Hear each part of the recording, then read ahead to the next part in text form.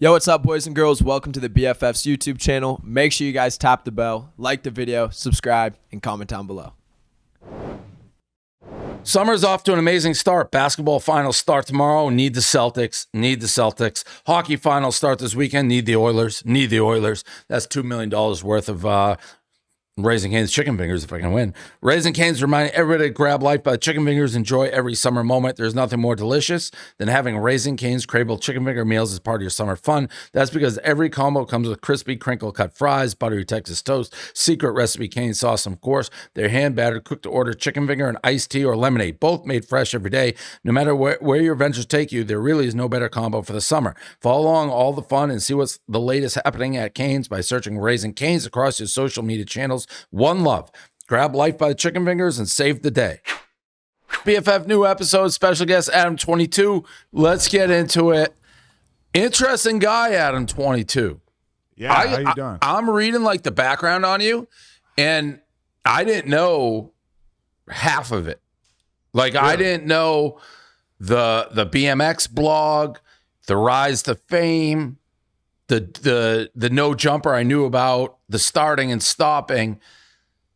Everyone knows about the porn. That's like the most, I think, headline grabbing thing, right? Like that your wife slept with the black dude and became like huge story we're talking about here. But my initial vibe on reading all this, and it's totally different, and I don't mean to make it about me. Like sometimes I'll walk down the street and people are like, hey, pizza guy. And that's literally all they think. They see me and like, oh, that guy eats pizza. Like that's all he does. I had no idea on any of the background or how big of kind of like an OG in some respects, which is like 2008. So Barstool started 2004. What percentage of people know that about you? Well, I will say that like I've always kind of looked at you as somebody that I could kind of look at as being like a few years ahead of whatever I was doing in the game / like a person who had kind of chosen bigger niches to focus their content around, since my shit has always been like BMX bikes originally and then like underground rap and rap in general, I guess, internet culture in general. But yeah, like I started with the BMX website in 2006, the Come Up. And that was kind of like my first foray into like having people pay attention to what I had to talk about on the internet, just like talking about BMX bikes.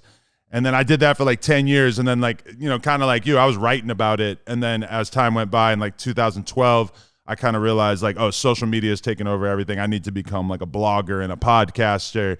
And very quickly that turned into the whole hip hop side of things as I kind of like just like graduated to like a bigger niche and everything. So did you stop with the BMX? And just to cut Austin, is his mic okay? Because Austin, I mean, Josh sounds a lot better in my ears than. Yeah, I can't hear myself. Testing, but they're double checking right now. Okay. Because I can't hear myself in my headphones. Yeah, it almost, after Josh spoke, almost sounded like Josh's mic and not his. All right, What? we're fixing it up. Yeah. I think maybe Adam was That's just making off. him louder. It sounds like it's Now picking he's up totally Josh's off. mic instead of his own. Yeah, Check. there we Better. Better? Check. Can you hear yourself now? A little buzz that I didn't hear before, but not so much. Check. Where are you guys? We're in my house, my new house. Oh, so that set you were bragging about yesterday. Well, we changed it because we thought we were going to have 3 people. Gotcha. Check. So- Oh, there it is. There you go. Is that better? Yeah. I can hear myself now, yeah. Yeah, I Yep. can hear you in the mic. better Okay, now, too. way better. All right. Can we use what we just did? Or Yeah, we could hear all that. Yeah. Okay. All Sweet. right. All right. So all that, you're big there, the rise of fame. Am I right that most people are knowing you nowadays as Yeah, the like I sat down in porn a guy? poker game the other day, and literally every other person at the table said something to me about the porn thing, and absolutely nobody mentioned anything about the fact that I've like interviewed all these rappers that went on to become huge or whatever. It's just like such obvious. It's kind of like the pizza thing. It's like everybody likes pizza. Not so many people are going to necessarily know about any given sports team. So it's Right. just like it just kind of draws people in where they just find porn so fascinating that they can't really pay attention to anything else, which I totally understand and I relate to. You know, it's totally fine. But it's like when there's a big set of boobs in the room, it's kind of hard to pay attention to anything else, right? Right. I see where you're going. when did you make the leap? Like, when did you? So I started just hearing about No Jumper. I feel like all the time, and we not obviously, but we have an urban podcast, $1 million worth of game that does really well. And the more I was paying attention to that, the more I was seeing No Jumper. Right. But I didn't put together that you were like, had this other thing with your wife, like fucking girls. Yeah. Like that, I didn't even realize right away. When did that start? When were you like, well, I'm going to become, right? You're a porn star. Yeah. So in like 2016, I met my now wife, Lena the Plug. And at first it was like, we were just literally going out and getting trashed and like partying and just hooking up with random chicks that we met at the club. And then as time goes by, it starts to become a little bit more formal where she's like, oh, okay, can I put this in your calendar that, you know, me and a couple other girls, we're all going to bang on Wednesday at noon. And I'm like, okay, yeah, you can put that in the calendar. And then it kind of just kept progressing from there. And then at some point we started Plug Talk, which, you know, at first we were considering doing like more of a formal website thing. And then we ended up just basically moving everything over to OnlyFans from the very beginning because it just kind of stood out that like everybody's just so comfortable with OnlyFans that we just did it on there. And yeah, we hook up with a different girl every single week and interview her and then do the actual sex part. And I don't know, like I honestly transitioned into it so smoothly because it was just like it just went from this like very real casual thing into the more produced version of it. And you know, as you get into a more long-term relationship, obviously your mind tends to stray a little bit, but the porn thing has always kind of kept me in check. So I've been a very well-behaved boy for the last, 6-7 years now. So, and when you say that, that's the prototypical, well, as long as she's like fucking someone with me or in on the fucking, that's keeping me in check. It's like the porn star who gets mad when the boyfriend cheats, even though they're having sex with other women. That's what you meant, right?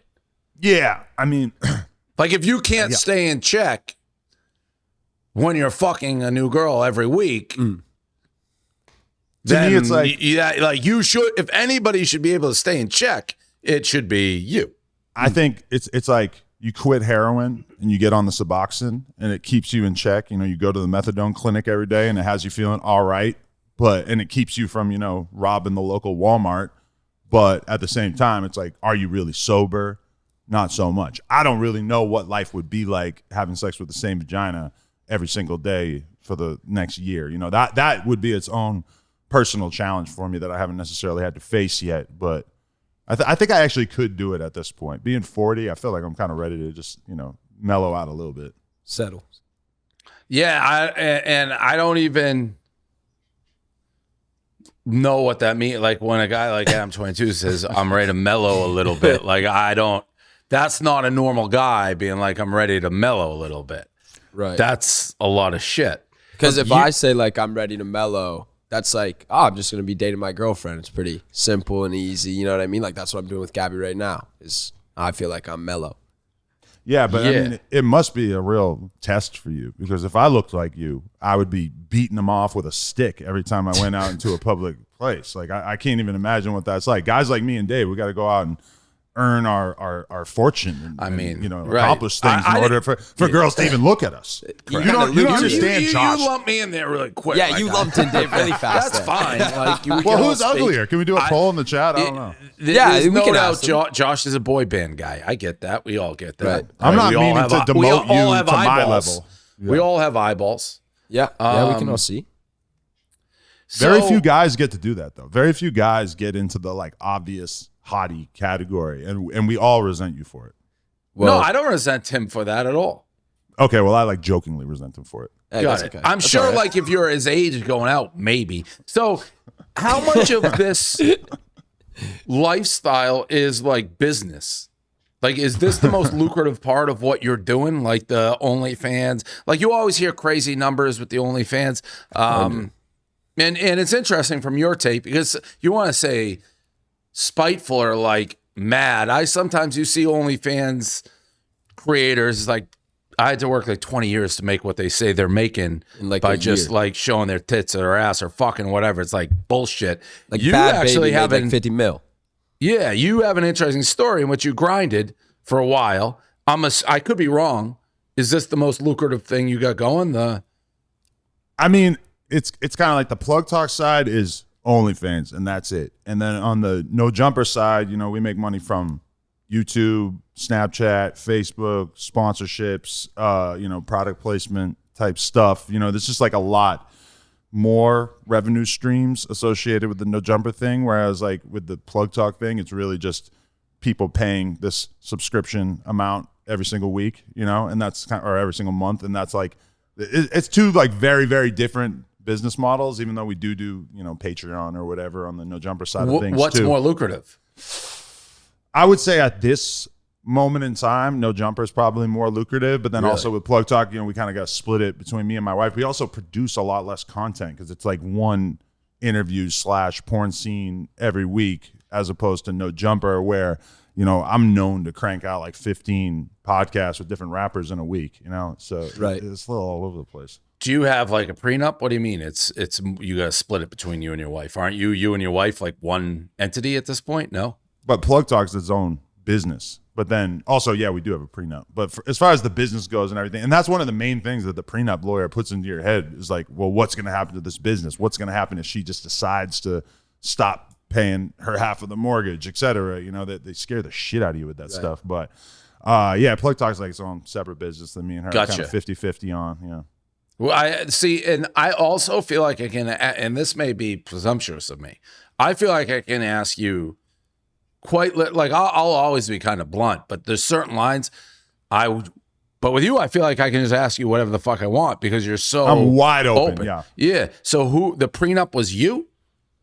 With who suggested it? I mean, Were you like you got to sign? Who was like you got to sign a prenup?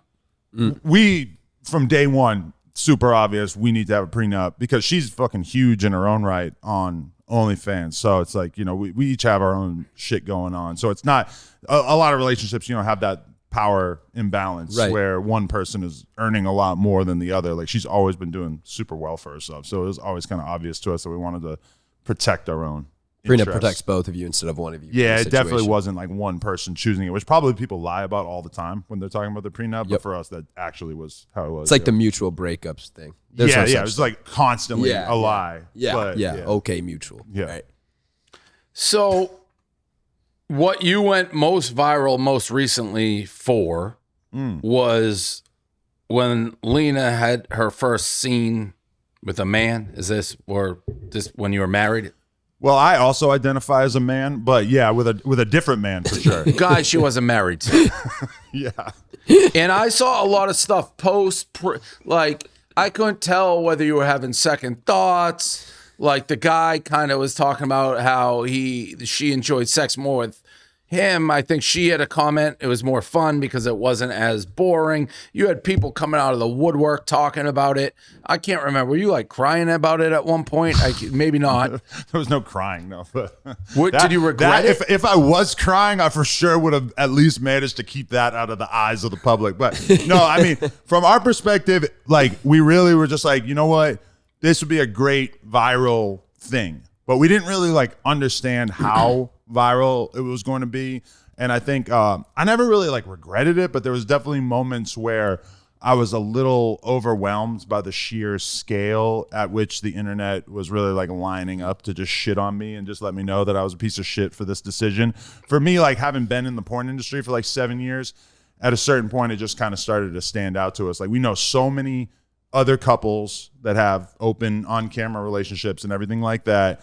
And on a personal level, we had already been kind of discussing the idea of doing, some swinging type stuff where maybe we would swap with another couple in our private life, for the course of like, an hour or two or like throughout a night or whatever, kind of go out with another couple. But then once we started considering that, it kind of became like, okay, well, if she is going to get fucked by another dude on camera, maybe we should actually pick a guy who's like 8 feet tall and we should make it this whole big thing and stuff. And there was an extent to which I kind of was just putting it together on the spot in terms of like how I was going to react to it or talk about it and everything like that. And at some point I just started tweeting the goofiest shit I could possibly think of to say, like, because you know this, once you start to get wrapped up in like a viral story, it can be very tempting to try to like correct the record and let everybody know, like, no, actually this is exactly how this is. But it's like, once something is really viral, you kind of like owe it to the people and yourself to just lean into it and just sort of roll with it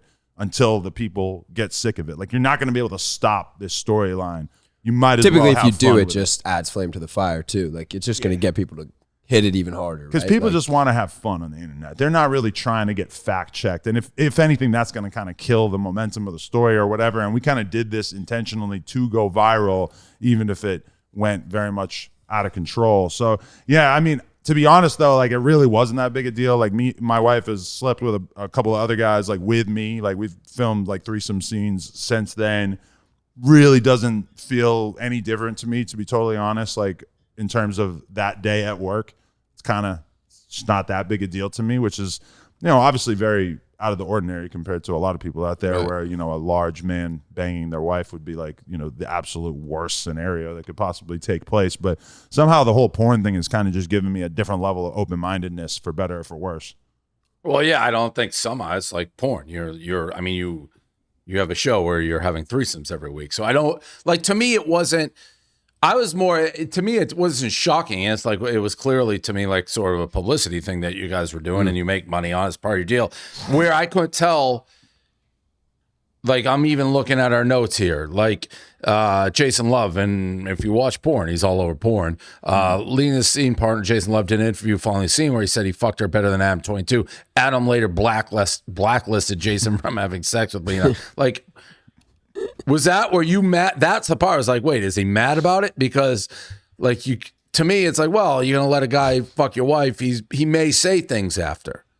Yeah, and that was kind of like a weird realization because, you know, Jason Love got so much publicity and like so much clout as a result of being involved with that scene, and I don't think that he knew that was going to happen, and we definitely didn't really fully like understand how it was going to happen.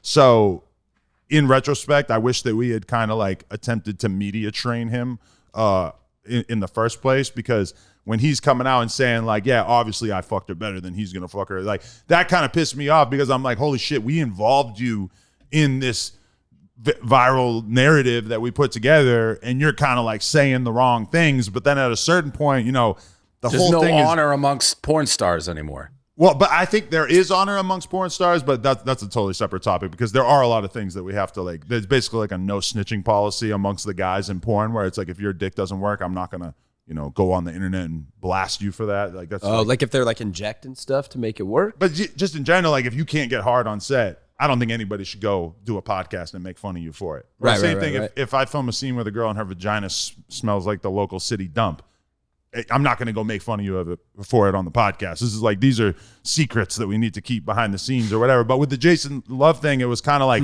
at a certain point, this whole thing had gotten to such an absurdist moment that I remember laying in bed and just thinking to myself, like, oh my God, I need to do a TikTok in which I blacklist him from my wife's vagina. And I woke up the next day and filmed it, and sure enough, it worked. It did exactly what I thought it was going to do. And like, when you're in that zone where you're like part of something that's so viral that people are just latching on to like every single little bit about it, it really kind of like opens the world up to you of like, oh, I can, like, anything I add to this is going to be like, you know, catnip to the people. So did I ever like formally ban him from my wife's vagina? I mean, they were probably never going to shoot again together in the first place. It's a work. So. You're talking a porn version of WWE. Like, really, that's what you're kind of describing. It's like, what can I do to keep the flames going, the story going? That's kind of what I thought from the outside. It's like you said, this wasn't going to cheat on his wife. This was a setup thing, and you guys aren't the cleavers to begin with. So it's. You know, I mean, it's what you expect. What about totally, yeah. So, at Antonio Brown, resident crazy person, following our scene with Jason, Antonio Brown tweeted, "Let me get next." To me, like, he's somebody that you guys would be interested in the sense he's a crazy person. He's going to make a story out of it. It would be super viral. Would you ever, whether it him or somebody else, is this something I gotta believe the answer is yes from everything you're saying. No, well, Not Antonio him Brown, specifically. yeah, well, he's bankrupt right now, and there's no way I'm letting a broke boy anywhere near my woman's vagina. So that's issue number one. And then right after that, he like hits me up like urgently saying that like we need to do a podcast, and then promptly tries to tax me $5,000 for the interview. I'm like, you are currently getting a viral storyline off of talking about fucking my wife, and now you're going to try to tax me for the interviews. That's why that never happened. And then once he filed bankruptcy, it kind of all made sense to me. But I mean, to be totally honest, like I only feel comfortable shooting with guys who are kind of like verified professionals in the industry. You know, like we shot, the other two dudes that we shot with were Hollywood Cash and this guy Lil D. And they're both consummate professionals, like super great to work with. And one thing you realize when you start shooting porn is like, this is difficult. Like this just, it's like you don't want to just throw a random guy in the mix because they're not probably going to be able to perform. Even when you're dealing with real professionals, you can have issues. Guys will, you know, occasionally not be able to do their duty or whatever. And so as far as shooting with some random like Antonio Brown, he's going to have CTE leaking out of his fucking brain while we're doing the scene and everything. I don't know. It just doesn't really sound that attractive to me. Fair enough. Yeah, super fair. Also, my wife probably doesn't even know who, but she probably has a vague idea of who he is, but not in particular. Well, no, but I mean, if again, everything you just said, I guess makes sense. I hadn't really thought about it. I don't love. It's like when we're talking porn, we're talking like it's any other industry. Like professionals know how to do your job and things like that. Lil D seems like the most unfortunate name though for the porn industry.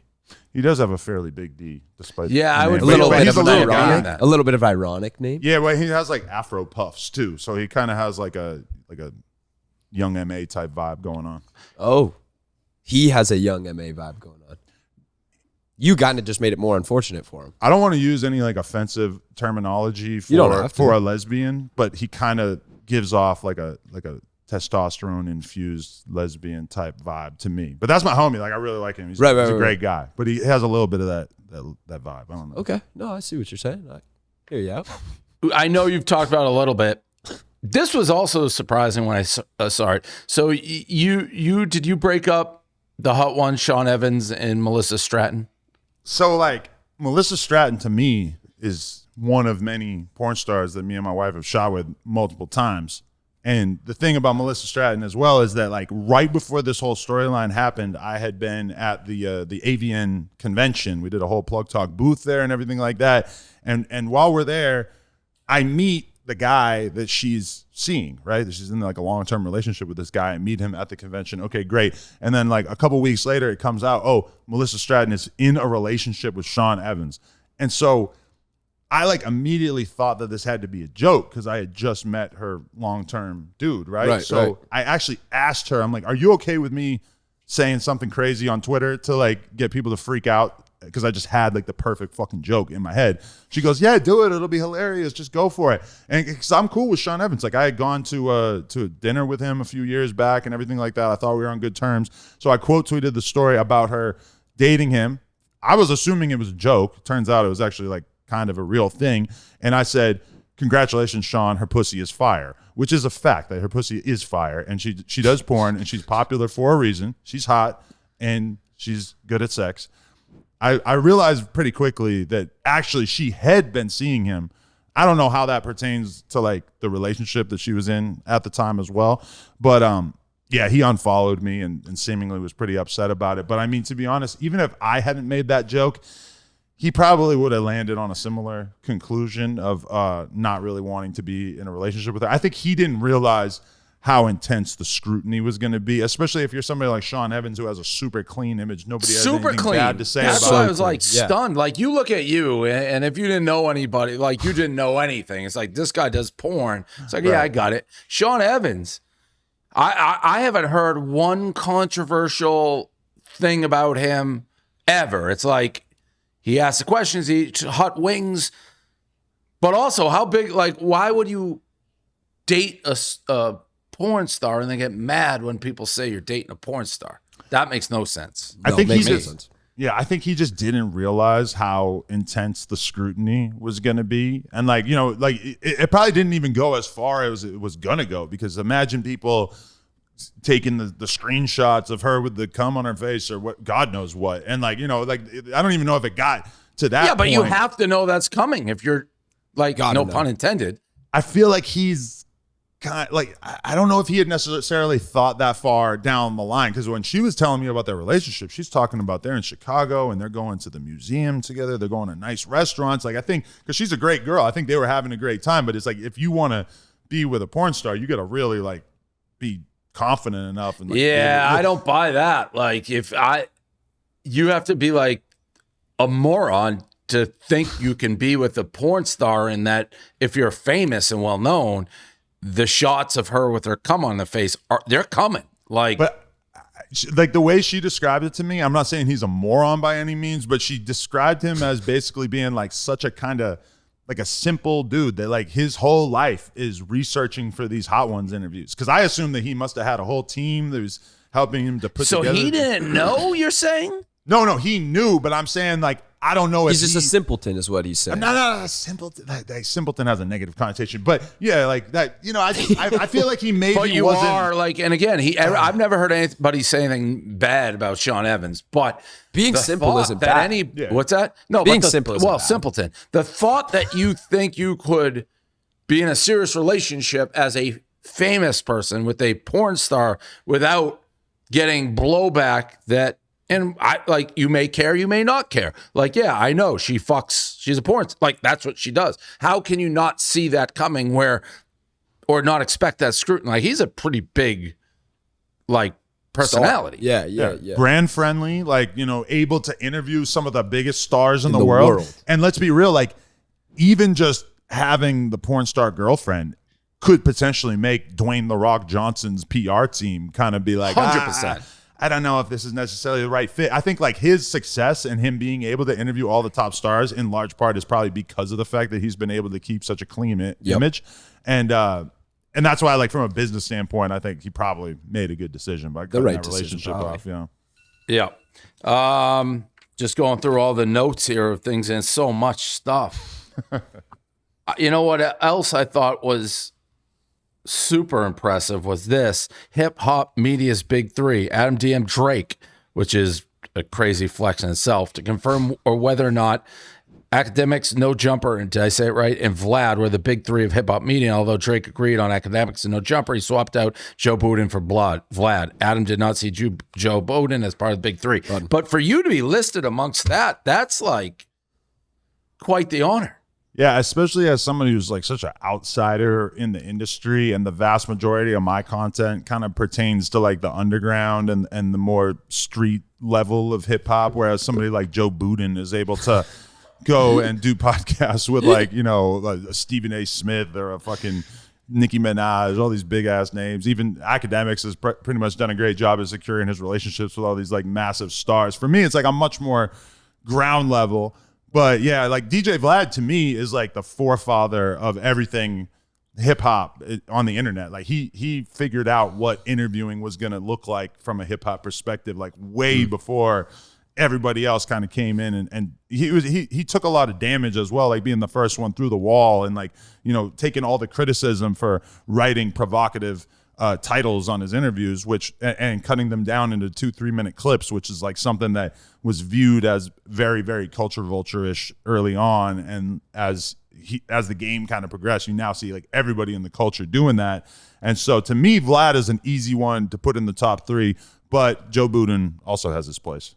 We tried to hire him before we hired $1 million worth of game. We didn't get him. I heard you tried to give him a 360 deal.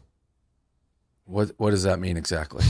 Like, I remember Joe Budden complaining about it on his podcast one time about the Barstool deal and how it was worth millions, but you guys were going to own his likeness and his identity, and he wasn't going to be able to do anything else off the platform, etc. And he seems like kind of a control freak, so I wasn't that surprised that he ended up rejecting that. But I think you got a good one with Gilly and Waller. They're amazing. Yeah, they're great. They're great. We didn't come close. We had a serious, like our own serious channel at the time. Right. So he would have fulfilled part of it. It was good. He said shit about me after, which made no sense. But no, I never had any issues with him. He was just, we couldn't afford what he wanted. Yeah. Did you know you can get tickets to see Kid Laroi live in New York right now for only $44? That's right, with Game Time, the official ticketing partner of Barstool Sports. You shouldn't have to worry when you buy tickets to your next big event. Game Time is a fast and easy way to buy tickets to all sports, music, comedy, and theater events near you. They have flash deals for sudden discounts, zone deals for when you're feeling flexible, and their lowest price guarantee means that if you can't find the same seats for less anywhere else, Game Time will credit you 110% of the difference. Game Time is the best place for last-minute seats with up to 60% off your favorite events. What are you waiting for? Get your tickets now. Take the guesswork out of buying tickets with Game Time. Download the Game Time app, create an account, use code BFF for $20 off your first purchase. Terms apply. Download the Game Time app today. Last-minute tickets, lowest prices guaranteed. What's up with your hair? Why are you going to Turkey to get a hair transplant? I'm a hair transplant guy. Oh, you are? How many did you get? I've had it. I had it, and then you got to reinforce it. Yeah. So I've had it and then reinforced in the back a little bit, but I didn't go to Turkey. So my porn star buddy Kieran Lee just randomly hit me one day and said, I know Kieran. Oh, you do? Wow, crazy. Yeah. He hit me and was just like, hey, I got a buddy who does hair transplants in Turkey and he'll do yours for free. I was like, oh shit, that sounds like a great idea. But what I didn't realize until later is that at least some of the people who are getting the hair transplants get like a commission on people that sign up using their promo code or whatever. Yeah. So I'm talking to Mike Malak, great American, love Mike Malak. He tells me the amount of money that he made off of having a referral code for the hair doctor, and I immediately felt like a fucking schmuck because I went out there to get the free hair transplant when there's such a Mike became like almost like a poster boy for it. Like he really promoted it, right? Like him getting the plugs and everything. Yeah, and he brought an insane amount of business to that one doctor. And once you actually see the setup in Turkey, it's unbelievable how they're just bringing people in and just doing the surgery all day. Like you'll see the flights back home though, and it's just like 50 dudes with like wet blankets on their head. I'm still wildly confused. Does Turkey have some type of like hair technology that we don't have here in the States? So how far is Turkey? It was something like a 12-hour flight. Or that's like crazy. Like why? No, it was terrible. And but the thing is that they'll do more follicles, so they'll blanket your whole fucking head to a level that they won't do in America. And then also it is much cheaper. I got it for free. But like when I was calculating, like a couple guys told me how much they paid for theirs, and I was like, oh shit, you're paying like 8% of what this shit would have cost if you did it in America. So from a normal person's perspective, it's a fucking easy decision to save money by going out there. From it's cheaper to get the flights and that. And because 12 hours. You got to sit on a plane for 12 hours. There's no price on that. Yeah, but I might have had to spend like 40 grand. Because I've had it done in Beverly Hills as well. But aren't you like loaded? Yeah, but I'm also a cheap fuck, dude. I just came back from Austin and we flew economy, and I had a real boner for it. Like I felt great about flying economy because you're saving money. Yeah, I saved $1,200. Like to me, I'm just not. All right, how much? Act like $1,200. Are you north? Are you north? Like 50 million, 100 million? How much money do you have? Definitely not 50 million, but I'm doing all right. Economy, man. That's how tall are you? 6'3". Yeah, no, for sure. But I had a book that I was reading, so I really like. If you don't have to sleep on the plane, I feel like the extra leg room is kind of irrelevant. That's the only thing I'd miss if I had to give back all my money is flying private. Literally, nothing else I'd miss. That's the one. I couldn't do that. Wow, this private is great. I never did that. Yeah, I don't do that often. It's the best. It is the best. Yeah, it's the best. It's the fucking best. Nice, yeah. It's so much money, man. It is very expensive. It's fucking Taylor Swift over here. Yeah, for real. Yeah, I wish. Will this help you? Twitter now. Was this today that they made this update or yesterday? Yesterday. They've updated their guidelines that you can now share consensually produced, distributed nudity, sexual porn. So Twitter's going to allow porn now. Is that like a big thing in your world? I'm kind of confused because it's always been basically allowed on the platform as long as you abide by certain rules. You're not allowed to put pornographic images in your profile picture or your header. I mean, but besides that, like what does this really change? Like people have always posted porn on there. Granted, like a large percentage of them have been shadow banned, but I don't really see that changing because Twitter is obviously invested. Are they going to allow like monetization on it now though? Because I know there's monetization on X, but in general, not for right? porn.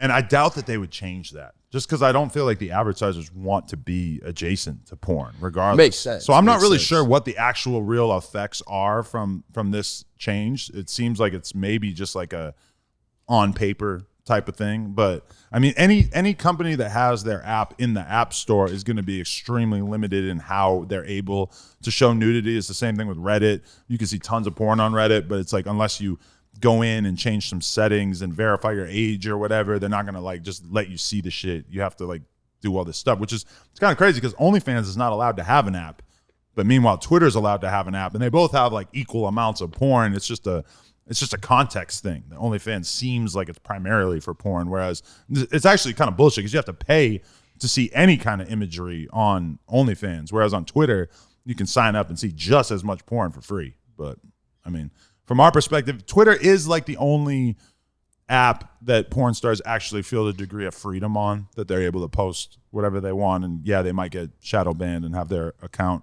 sort of minimized in the algorithm, but at the very least, you're still allowed to like promote your content on there. Whereas if you even link to an OnlyFans on Instagram, you're very likely going to have that taken down.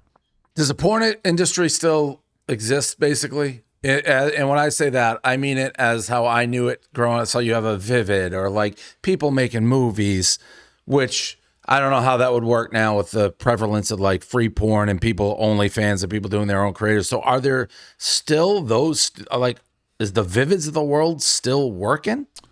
I don't even know about Vivid, but I do. There's definitely like big studios. There's only a couple of like really big ones though that are able to kind of exist with this business model. But they have the legacy of having tons of paid subscribers for years and years and years, and they have sort of like old school fans that aren't thinking about signing up for an OnlyFans. Also, you have the people who they enjoy the variety of a site like Vixen or Brazzers, who are bringing a bunch of different girls to the table on a consistent basis. But I feel like those companies have to compete on like quality now. They a lot of times they film this shit in like far off exotic locations, and they have the best camera quality and it's like at this point I think that those big studios are constantly having to like justify why they exist.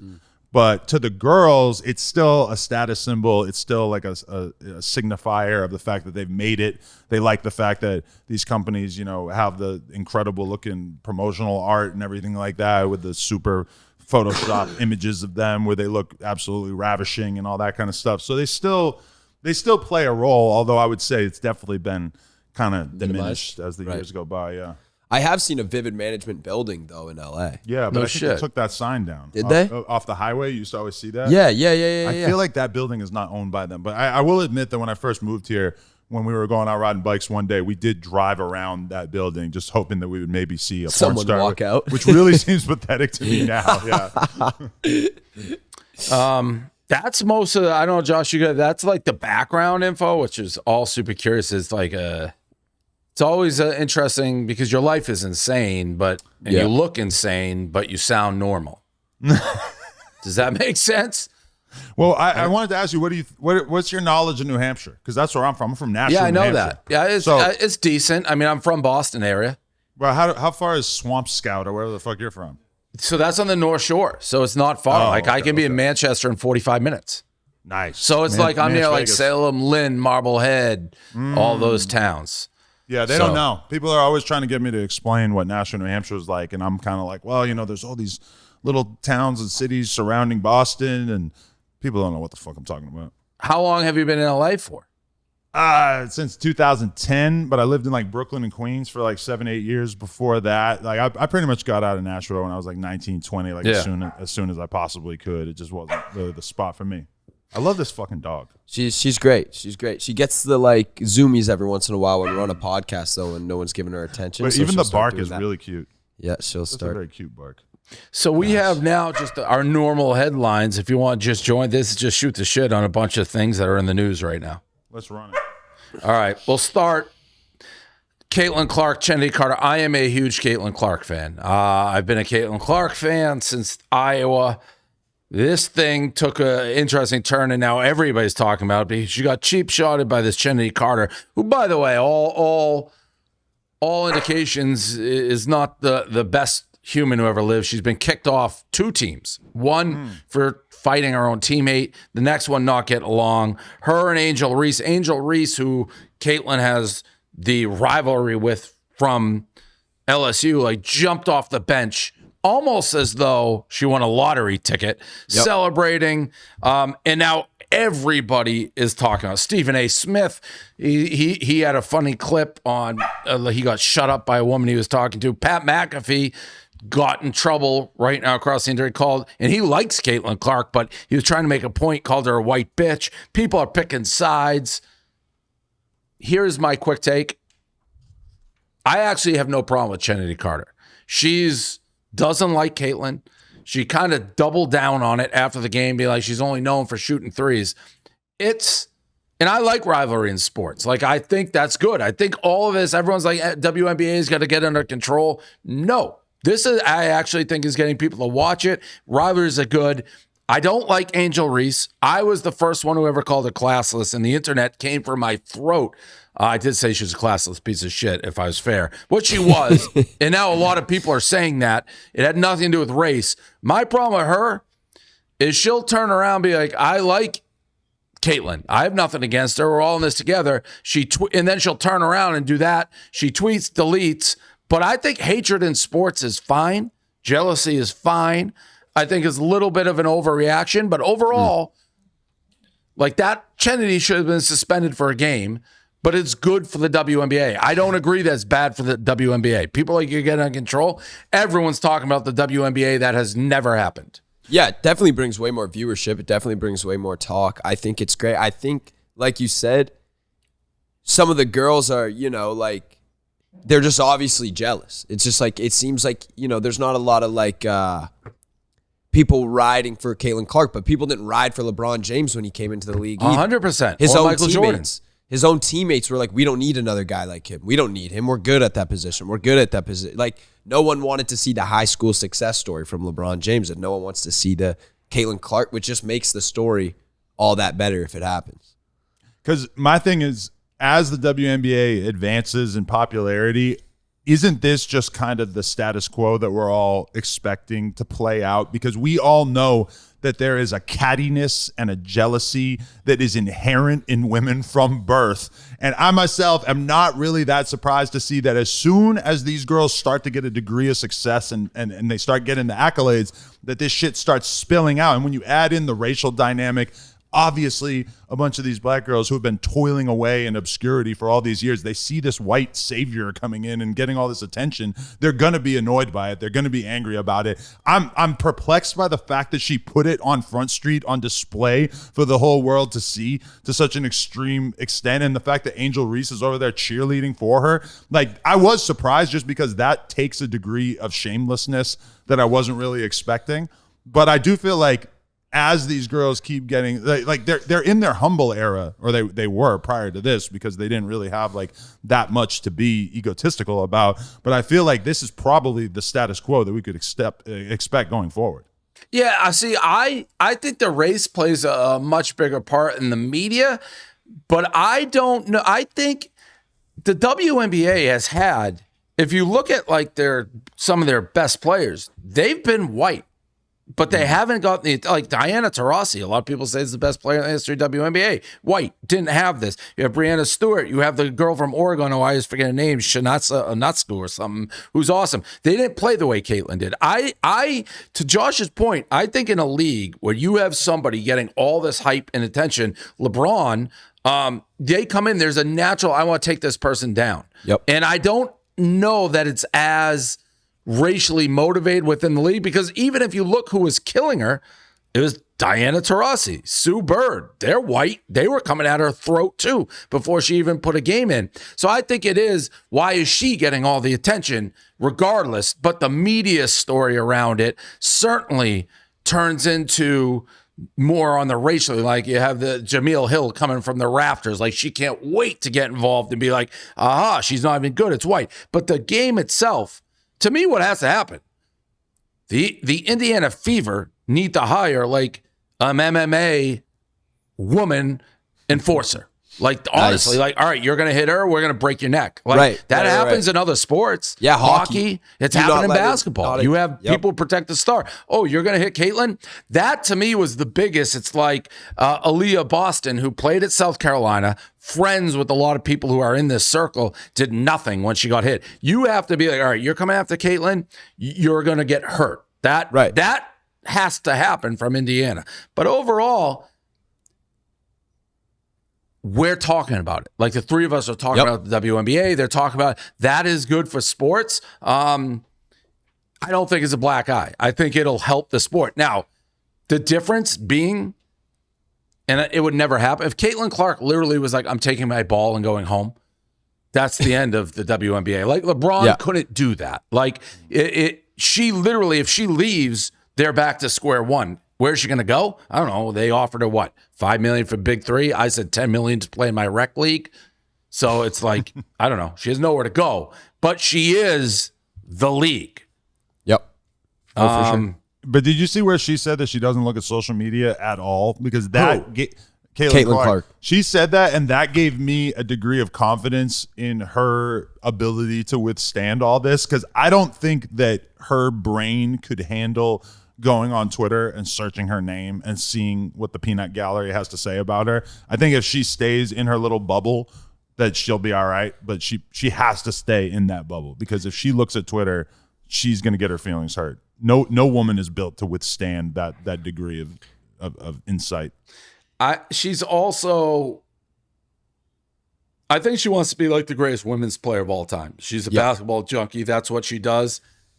Being thrown in the middle of like a race war is certainly not what she wants to sign up with. And by the way, she's never acknowledged any of it, said, and she's like, I just want to play. I have no problem with things have bothered her. For the most part, she always is on the company line. It's everyone else who's popping off about her. Jake Paul versus Mike Tyson postponed. I don't know if this is ever going to happen. Me neither, man. It shouldn't. It definitely shouldn't. He's too old. Can't even fly on planes anymore. Yeah. Thanks for the input. We're waiting on you there, Adam22. Oh, sorry. Yeah, but no. That was like a freeze frame. Still figuring out the flow here. No, but yeah. But did you see them trying to tease Logan versus Jake, like, as a replacement to this? Like, I don't know if people are more excited about that, but I mean, part of why this came to an end was because Tyson had like a health emergency on a flight. Yep. And it's like that kind of introduced the idea into my head. Well, what if Jake Paul actually lands the dream punch on Mike Tyson and does some kind of like real damage to him? Like, whatever bad boy evil image that he has could be amplified to an extreme extent if he were to actually, like, KO. Yeah, and people are Never delusional mind. about Tyson. Yeah. Tyson, who was my era, was like, when he fought, the world stopped, but he gets beaten up by tomato cans at the end. Like, the Mike Tyson that people have in their head and they see is long gone. He's an elderly guy who hasn't been a shadow of himself even 10, 15 years ago. So the whole thing was nuts. I will say, if you were writing like a Hall of Fame marketer book of this internet era, the Paul brothers would be like page one for me. I think they're both brilliant in what they've done. I've always waited for them. I don't think they can do it like this, where it's like, well, we need to fill in, but to have some contrived setup beef that seems real to the world, and it's Paul versus Paul, and everyone's like, oh, they hate each other. That I'm waiting for it to happen, and it would probably be huge because they're two of the better marketeers I think we've seen in this new internet era. Would you be more invested? I feel like I would be more invested in seeing Jake Paul fight, relevant young boxers that are ranked approximately at the level that he's at, rather than see him go for all these sort of easy paydays by doing these freak show fights. I feel like I would be more entertained if I felt like I was watching Jake Paul take an honest run through his division or his weight class. Yeah, so I was, but then the Tommy Fury fight happened, and I was like talking. We had Rogan, or I was on Rogan's show, and I was like, I'll bet you anything you want to bet that Jake Paul kills him. Like, Fury stinks. I was wrong. Fury won. That, I do not think Tommy Fury is very good.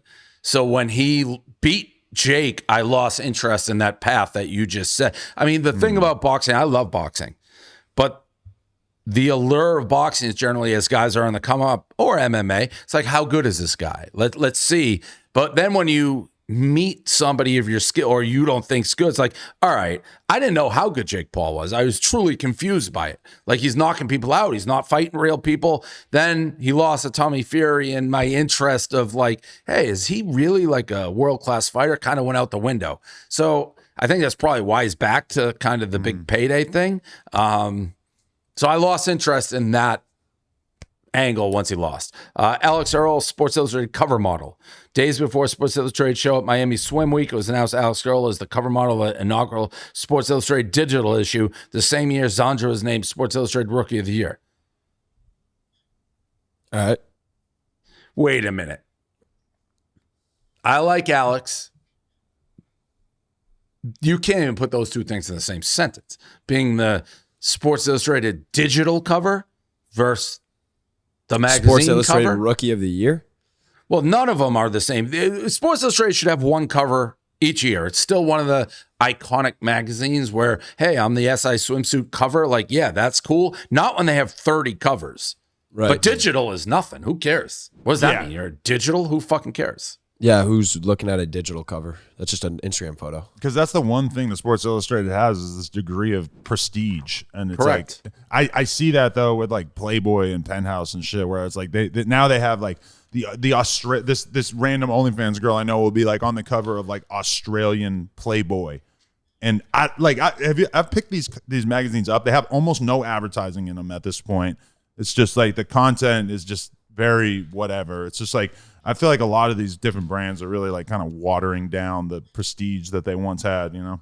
Well, Playboy is one of of those brands that I've thought in my head. It's like, I think I could buy it and turn it around. It's such an iconic logo. But then there's all this baggage with Hugh Hefner. Like he's got a lot of negativity to him. So it's like, you don't really want to be attached. But that bunny is right up there in terms of recognizable logos that I don't know if it conjures bad stuff, good stuff for people. For me, it's just like iconic. Yep. And they're trying to do like an OnlyFans competitor. I don't know if you've just seen this Playboy Plus thing or whatever. Yeah. And you will be surprised sometimes when you see these girls are like top porn star girls or OnlyFans chicks, and they'll be willing to shoot for Playboy for like basically like no money just because of the prestige associated with the brand name. But it does kind of feel like the stopwatch is running out on that a little bit as time goes by, that people are going to care less and less. But then it's still just such a powerful brand name. Like if we go to Vegas right now and walk up and down the strip, you're going to see, dozens of people just wearing fucking Playboy logo shirts just for no reason. I mean, It is true Americana, but it doesn't necessarily feel like the people running the brand necessarily like understand what to do with it, which it would be a massive fucking challenge. I do feel like somebody like you, if you were to dedicate your life to it, could probably bring it back, but is that really like a good use of your time? I'm not so sure. Right. Yeah. Drake releases final Kendrick diss track last week. Drake released one final Kendrick diss track that shocked the internet. Kendrick has yet to respond to the song. So we have a couple of rap guys. You could both I haven't followed this at all. Josh has been invested. I assume you're invested. Very much so. Yeah. I mean, I guess Drake has just kind of reached the end of the rope with the battle. It's like once you have Kendrick's Not Like Us outselling all of his other diss records by like 10-1, I mean, that's when you kind of got to just take your ball and go home. And it's a shame because, Drake acknowledged very early on that the public is very predisposed to giving Kendrick massive amounts of credit 100 for almost anything. But I mean, he did make the big hit of this whole thing. And like, I feel like once you have a hit, that you're playing on a different terrain once you get to that level. So, I mean, I think for Drake, he's got to be able to pick up the pieces of his career. And he's kind of acting like nothing happened. When you listen to the new Sexy Red album and Drake has a verse on it, and, he's just kind of going with the flow. And he did the same thing after the Pusha T thing. He took like a pretty vicious L to Pusha T when they battled. and he just sort of kept moving, and his career was all right, and everybody kind of moved on past it. And I feel like that might be the same thing that happens with this, but I feel like the freedom that Drake once felt, like over the past couple of years, where he put out a club album, like a dance album, he's hopped on all these drill beats, he's done all these Afrobeat songs. I feel like now whatever he puts out next has to be really targeted and pointed, and he has to be like almost certain of it being successful. And he doesn't necessarily have the same artistic freedom that he's sort of enabled himself to have by being so successful over the years. I think his next project is just going to have to be a banger. But the couple of verses he's put out since the battle have not really stood out to me as like him doing anything different. It feels like he's still kind of just having fun. Right. Weird Pusha T story. Not a rap guy. The day Pusha T released that rap of Drake, he was performing in New York. So it's like my content brain's going, it's like, oh, he's going to sing this fucking song. I'm going to be the first one to have it, like of him performing it live. Went there, bought a table, front, ready to go. He just fucking didn't sing the song. Lost a lot of respect for him. He was like, no, and by the way, I wouldn't know him if he was walking down the street and slapped me in the face. So when I say lost a lot of respect, I was just like, I can get something viral here. Right. But he had this thing, he didn't even fucking sing it. It's my Pusha T story. Kendall and Bad Bunny back together. Thank God. You say thank God? Thank God for Good. what? No, Love is I don't still know. alive. You're just rooting for love. Yeah. I mean, it was a Okay. headline. Yeah. Jynxi and Breckie Hill split. I don't know who Jynxi is. It's It's Jynxi. Jynxi. He's like the biggest Twitch streamer, and now everybody is basically taking this as an opportunity to dunk on him and call him an idiot because he fell in love with an OnlyFans girl. And I'm here to say, I feel for you, brother. Wait, is Breckie Hill the one who used to copy Livy Dunn. Livy Dunn? Yes. And she broke up with him? Yeah, I don't know He if broke down in tears? he did. He started crying. Can I see the video? People are roasting him because they were like, you should have known this was going to happen. We all told Breckie you this Hill was is going to happen. trash. You know, we've broke up a couple times, but Oh, this no. is definitely that's like so sad. last time. I can just kind of, I can just Oh, tell no. you guys that this is the last time. I'm very, crushed that it just couldn't work out because I did wanted to work out and it just didn't. That's all. And if you guys have any questions, Is I he- can is answer this some a work? questions, Is but this a I'm probably work? gonna get off soon. I don't think it's a work, That has to be a work. but I don't know. I don't Who think puts it's a that work. up of their own? Well, like, he knew he had to press publish, right? Yeah, no, Batman couldn't fucking have made me post that video, man. Yeah, that There's had no to be way. a work. But I feel like he's like the biggest new Twitch streamer, and at least part of it has to be the fact that, okay, somebody like Aiden Ross, you very much get the vibe that he gets it. He knows what's going to go viral. He knows what's going to work on the internet. He knows like that he's down to take an L in a narrative like the Playboy Cardi stealing from him thing. But with this, it feels real. It feels like he actually got his feelings hurt by this relationship. I'm gonna be honest with you. I don't know anything about Breckie Hill. I'm assuming She's trash. I'm assuming she's not like a hardcore OnlyFans girl, and she's probably on there Wait, posting she does bikini photos actually and shit, right? OnlyFans? Well, that's what everybody keeps saying. Yeah, but I think She launched you're it on our show. probably right. What? Yeah. She launched it on our show. Remember, she's like, I got a big thing coming up. I'm going to start doing OnlyFans. Yeah, that's true. She did. This announce girl, on the the show. reason I keep saying she's trash is because she was, Livy Dunn, the LSU gymnast who's dating Skeens. She would copy her like to a T, and then be like, "I'm not copying her," and keep like poking her with a stick. And she didn't own up to it. I don't mind if you want to do that, own up to it, but it was infuriating. That's the only reason I know her. This other kid, what's he stream? He blew up for Rainbow Six, like Siege or whatever it's called. He blew up the game. Like the game That's a wasn't good even book. as That's a great book. Tom Oh, Clancy, really? Rainbow Six. yeah, that's what the game is. So Good book. he absolutely rips in that game, blew the whole game up, became like one of the biggest Twitch streamers in the world, like averaging over like 100,000 subs a month, like absolutely killing it. And just started dating Breckie. Everyone in the comments right away when he posted her was like, "You're gonna get your heart broken. You're an idiot. Like she's gonna play you. Blah blah blah." And then that's why everyone is There's nobody who is going to play you faster than Breckie Hill. no. Her game is playing you. Yep. But don't you hate this new dynamic that is like constantly happening where anyone who's high profile that ends up in a relationship with a girl with any kind of public sexual history, it just becomes like an immediate dunkathon on them. And we saw that with Logan Paul, where I'm pretty sure that girl had never been like publicly slut shamed to any significant degree. And then all of a sudden she's in a relationship with Logan Paul and she's just getting absolutely trashed. As if she's some random you got to put an prostitute. asterisk because that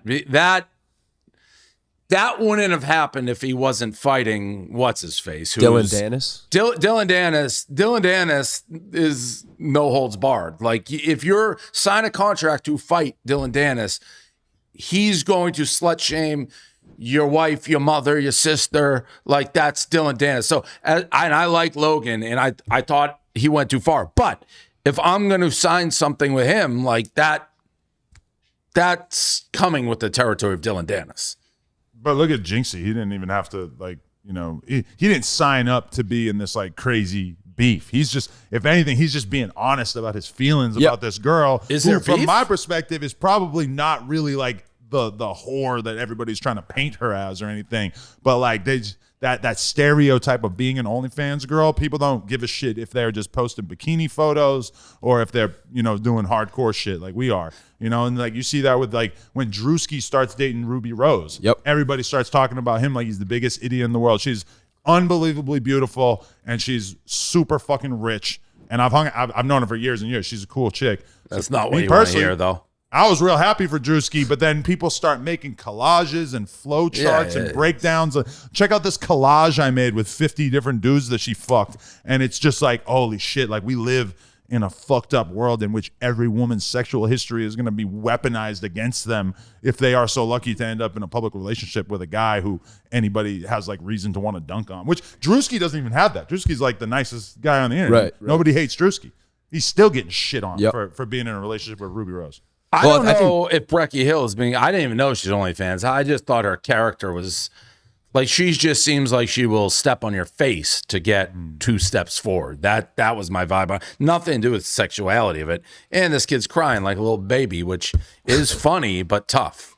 Yeah, it's a tough one. I mean, he was trying to be vulnerable. It's hard to do that on the internet. And I guess in a different world, and I've lived a little bit, but like Adam's quite willing to like do whatever he can to get publicity and clicks and maybe he's probably doing the same in his world. He's like, that's the never ending with this Twitch and streaming. It's just always, that's how we end up in these spots because it's what's next. It's like never enough. You always, if I grew up in this streamer Twitch world, we would have failed in like a second. This nonstop.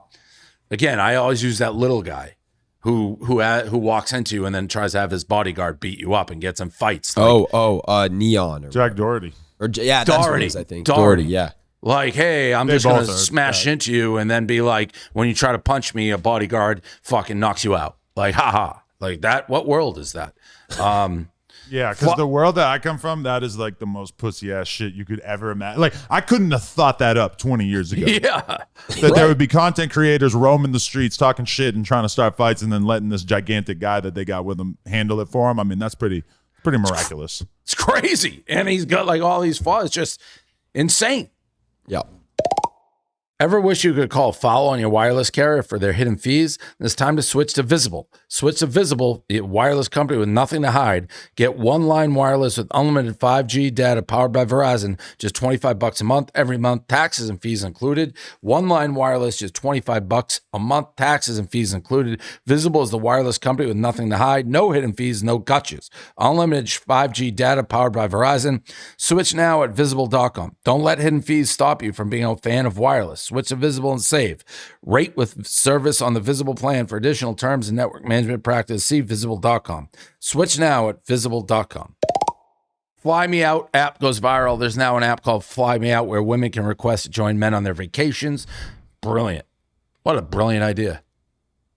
I mean, that to me is that's not what you need to be doing. If you want to win a girl over, like I did all of my dating in like a non monetary exchange scenario, you know. And now I see shit with all these rappers and stuff where I realize like, oh, these guys are like buying girls extravagant gifts very early on in the relationship to win them over, taking them on these crazy trips and shit like that. And to me, I'm not willing to play that game at all. Like, if you want to spend you're time flying with me, fucking economy. It's not okay, but I've flown first class probably like every other flight I've taken in the last couple of years.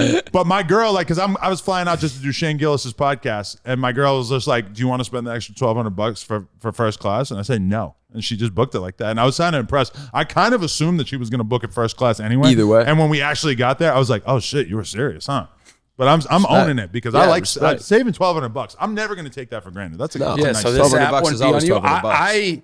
Girls are crisscrossing. Maybe it's the Miami where I live a lot of times. I feel like it's a very common thing, but this, whether you agree with it or not, I think this app is brilliant. I don't know how they're making It's money. essentially escorting, though, no? Like, you're paying. Yeah, it's just putting a nice face on it. Yeah, it's well, escorting. there but is just always. It's funny because when you talk to a guy, it's not funny, but when you talk to a guy, there's clearly an expectation. Oh, you flew out here, like I'm expecting a fuck. Yeah. You talk to women, girls, they won't answer like that. They're like, no, it's like a trip. They're with friends. So I don't know. I'm trying to get pussy for the old, like through the old fashioned way, which is like you recognize me from TikTok, not because I like bought you a handbag on week one. Right. Yeah. Yeah, to each their own, I guess. Dog man wants to be another animal. All right, this guy, that's a real dog. That's a man, which is amazing. Yeah, this thing right here is an actual man. My printer was kind of iffy, so it looks even worse. But yeah, this is a human being.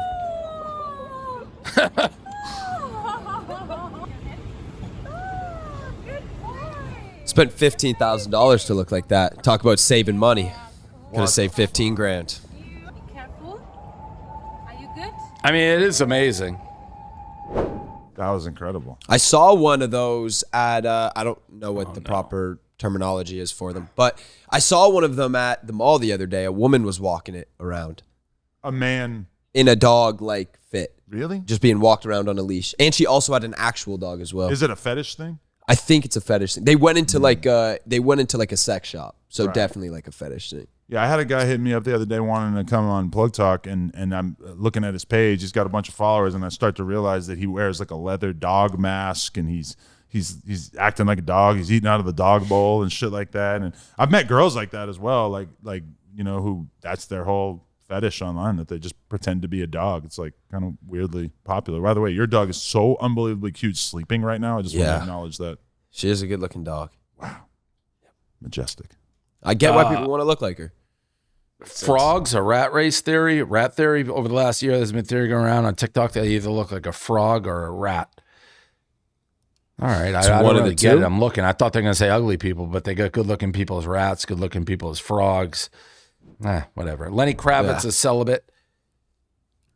This makes sense to me. Lenny Kravitz is one of those guys who he's either fucking everything or he's being celibate. Just a really like cool guy he like making celibate kind of like cool. Celibate for spiritual reasons. Yeah.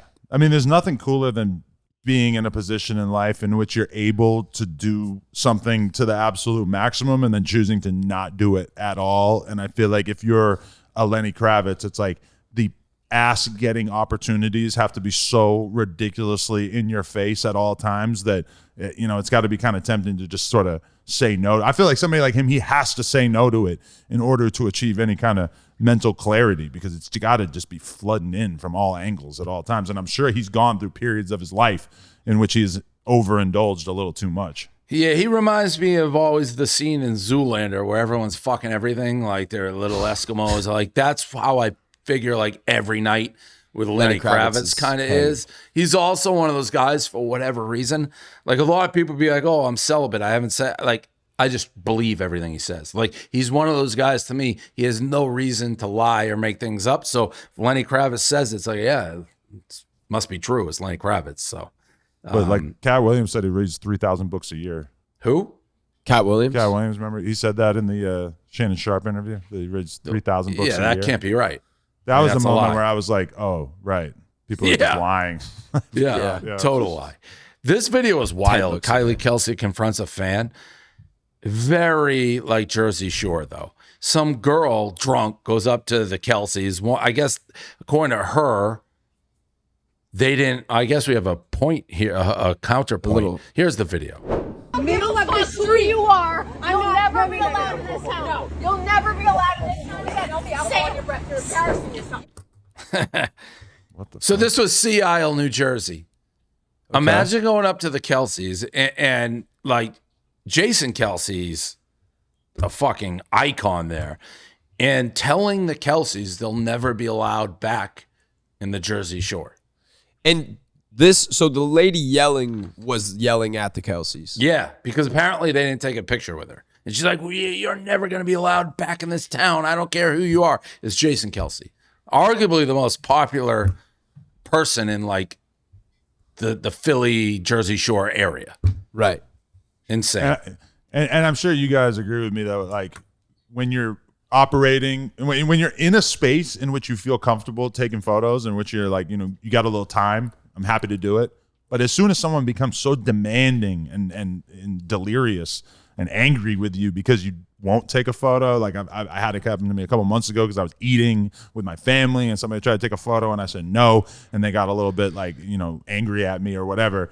I mean, that to me is just like number one rule that you need to know as a fan, as a person who looks up to influencers or whatever like that. Like, give them a little bit of respect for their space because this is really unbecoming. I think the eating is the only time I ever really have a problem with it. Like Eating if I got a mouthful of food with my family, like if you wait till I'm done, I'm gonna say yes. By the way, I never say no. Like if you wait for me to get up from my table and I'm walking out, you stop me. Hell yeah, I'll take a photo, of course. Right. Just like food, eating with my family. That's like the one time where I'm like, Yeah. Also, if it feels like it's like a mob scenario, there's like too many people at a certain point, you might have to just kind of get out. I got to dip. Yeah, head in the Uber. I'm looking through the next bunch. I think unless there's anything I see, I mean, we're going pretty long. I don't know that any of the other subjects people care. When I was looking through, I didn't really see anything that I thought was. So let's get into BFF Corner. Oh, yeah, you were on stage. Tate McRae, Jake Shane, Josh at Zach Bryan's concert. So you were singing, huh? Yep. Back to singing on stage with Zach and Bree. It's where it all started, you know what I mean? Kind of a beautiful full circle moment. This was in L.A.? This was in L.A., yeah. We went 2 days ago, I think it was. Many people are asking if Dave was invited or if the BFFs left him out again. I was not invited. Well, no, you weren't in L.A. either. No, but I was invited. You want the invite? Well, first of all, there's no chance. I'm not going to be in LA. There's no. Yeah, so, that's I still invite. do like to be invited, so I can say no. That's a well-known fact. Thank you, Adam. Interesting guy, fascinating, really. No, I appreciate you, man. And I've just like learned so much from you over the years that like I would hesitate to call anybody a hero or anything like that, but for sure, like just an inspiration coming from New England and everything. Like I know it's not necessarily easy to make it up out of that environment, but I've taken massive amounts of inspiration from you over the years. So I appreciate you guys having me. Thank you. I appreciate it. Thank you. So that's BFFs. Bree will be back next week. Thank you guys very much. Peace.